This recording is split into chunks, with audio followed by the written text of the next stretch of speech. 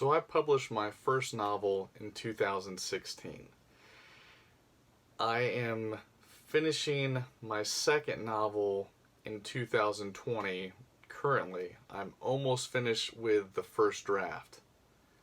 So if you're counting, that's 4 years from my first book to my second book. My first book took 2 years to write. I'm now on 4 years and counting on my second book. Last year I wrote 12,000 total words, all of 2019. I have a problem. You see, ever since I could remember, since I was a little kid, I remember a leaf collecting project in grade school that had me so stressed out. Procrastination. Man, what do you do about it? So if you're like me, COVID hit, and all of a sudden I wasn't working in my office. I'm an insurance agent by day, I'm an author by night, and I was now working at home. I do not work well at home, and so all of a sudden I was stuck in a situation where I was now needing to produce at home, and I was kind of worried. And so one day I had been particularly unproductive, and at the end of the day I was downloading a book on overdrive to listen to, and I listen predominantly to fiction, just fiction, but that day I decided, hey, let's check out nonfiction. And there was a book that I saw called The Now Habit, about overcoming procrastination habits. And I thought, heck, I can't lose anything. What could it hurt? So I downloaded it, I started listening to it, and let me tell you something, it changed. I don't want to say it changed everything, but pretty dang close. This book didn't just want to get you to do something, it wanted to actually help you understand what was beneath the procrastination. And you might be thinking, Mark, this is a series and a channel about books and fiction. What are you talking about? Everyone knows that perfectionism kills creativity. But I would have sworn, and I did swear to anybody, I'm the exact opposite of a perfectionist. I know what a perfectionist looks like. My mom's a perfectionist. She is a teacher and she works tirelessly to get her lesson plans just right. She's always tweaking them, always thinks they can be better, always working on them. She is such a hard worker. And in my mind, a perfectionist was that kind of person. Slaves over the details. It's never good enough. They're always working at it and just constantly trying to improve something. That's not me. Not me at all. I don't care about the details. I'm a big picture person. I don't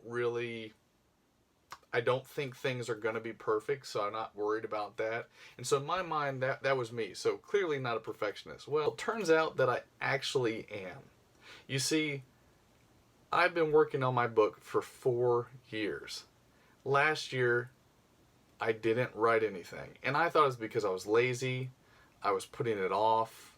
There's lots of things that are more fun than writing sometimes. And I thought, look, I'm just, man, I stink. I should be doing this and I'm not doing this. And so if you've ever talked like that before, it's a good book for you. Well, it turns out my procrastination, my putting off the writing, was because I am a perfectionist. When I wrote that first book, and I'll probably make another video about this at some point. It's kind of crazy now that I'm unpacking it, but when I wrote that first book, I had nothing to lose. I'd never written a book before. I'd only written short stories, and my only goal was to write a book, just to finish a book. It didn't even have to be good. It didn't have to be great. It didn't have to sell 1 million copies. It was just to write a book. That in and of itself would be a major accomplishment. And when I was writing that book, it was one book. It was a single book. It wasn't for a series. So it was just, let's see what happens. We'll put the characters in there and we'll find out where they go. Now in the second book, now my thought process is, oh man, I've already done one book and it didn't sell that much and I wasn't expecting it to. But now this is my second book. It's got to be better than the first book. And I don't want to just be a guy who wrote a book. I want to be a good writer. I want to be a good author. I want to be someone who is taken seriously. I don't have delusions of grandeur, but in my head I'm thinking I can't just put out a piece of crap. And so inevitably I stopped writing. I stopped doing anything. I procrastinated because I was thinking this is difficult. I don't know what to do with this. I don't think this is that good. And so I stopped. So Neil Fiore, in his book The Now Habit, he basically says this. He says you don't have to do anything, but you can do anything. You can choose to do anything. And so you can choose to start. You can choose to start, and you are able to say no or yes to something. And I had a good friend, a wise friend, one point when I had this list of things I needed to do, and he said, "Well, just do one of them." And I said, "Well, I've got 10 to do." And he said, "Yeah, but you're not doing any of them. So one is better than nothing." Okay, that's a good point. I can't argue that. Had another author who I met, and I really appreciate it. His name is Bill Webb or William Webb, and you can check him out. Check out his books. But he asked me once, he said, "Are you writing every day?" And I said, "I'm trying to," which was a complete lie. And he said, "That's a yes or no question. Are you writing every day?" "No, I'm not writing every day." "Okay, write every day." And this was at the end of the year last year. And I said, "Okay, all right. I mean, obviously that will help." And so this year I have written every single day, except for maybe one day. I've written every single day this year. And even if it's only me writing, I should be writing something today. I've written one sentence, but I wrote something today. And it has just kept me in the habit of moving along and moving forward and saying, okay, stop being paralyzed by this idea of having to be perfect, that this has to be great. And it doesn't, because it's the first draft, and I know it, but I still am fighting with that. And so for any of you who are doing something creative, whether it's writing or music or teaching or just anything in your daily life, just do something. Do anything as a habit every day. And set up a situation where your first draft, your first project, your first time through can just be terrible.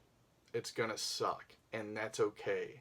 And the goal is just to finish and just to keep moving along. And if you are exercising and you walk 5 minutes a day, that's 5 more minutes than 0. If you are writing, write 5 minutes a day, that's 5 more minutes than 0. If you are practicing music, practice for 5 minutes a day, and just start there. Don't say, I should be starting for an hour, or I should be doing this, or I should be doing that. Well, you're not. So start small, do something, move forward, make progress.